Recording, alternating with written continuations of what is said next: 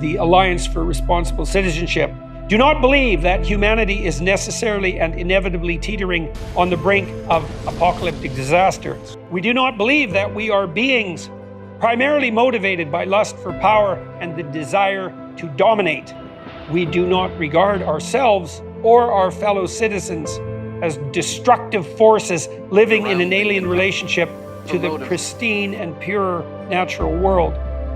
If you look out into the world at the moment, there are a series of narratives out there, these stories that we're telling ourselves that are actually determining a lot of our global behavior. If you've got children, you're exposed to some of this in a really visceral way, and you see your children coming home fearful about the future.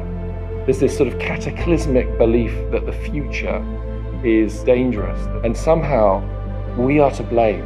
There is an epidemic mental health crisis worldwide, in great part due to the breakdown of the social fabric and confusion over values, where economic prosperity, work, and materialism is prioritized over family. And so the despair that we see around us, right, the breakdown of all of these social connections is related to a vision of the human being which sees the person as just a consumer. Promoting that, reducing humans to consumers, or criticizing it and criticizing humans for being parasites on the world. But what is a better story?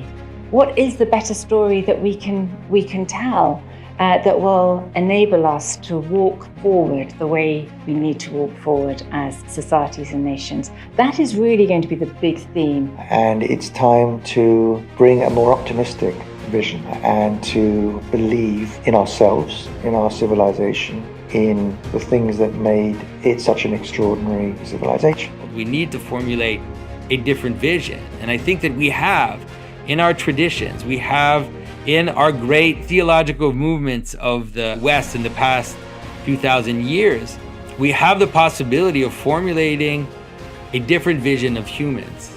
Humans that exist in love with each other, that are submitted to the transcendent good, and that can work together towards a better future. The rejection of our traditional beliefs have not produced viable alternative narratives, only deconstructionist theories.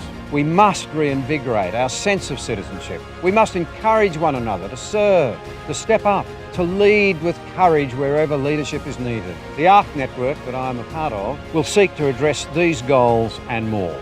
If we get this right, if we can give people confidence again in our identity as people and communities and nations, then we'll start to reverse some of the more negative trends that have accompanied the more positive ones. So hopefully it can have a very long-lasting impact. ARC is emerging already as a wonderful community of people who are just full of hope for the way forward and want to bring in a different culture and a different vision for where we can go as a people. I believe in great minds meeting and looking together for solutions. You cannot overestimate the impact of an idea. There is a greater narrative that we can all chime in on for the things that we all want together, which is human flourishing, human prosperity, human well-being, all moored to hope. We posit that men and women of faith and decisiveness, made in the image of God, can arrange their affairs with care and attention so that abundance and opportunity could be available for all.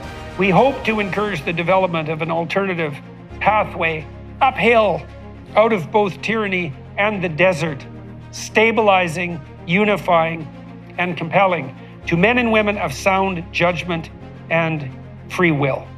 Welcome aboard the ARC.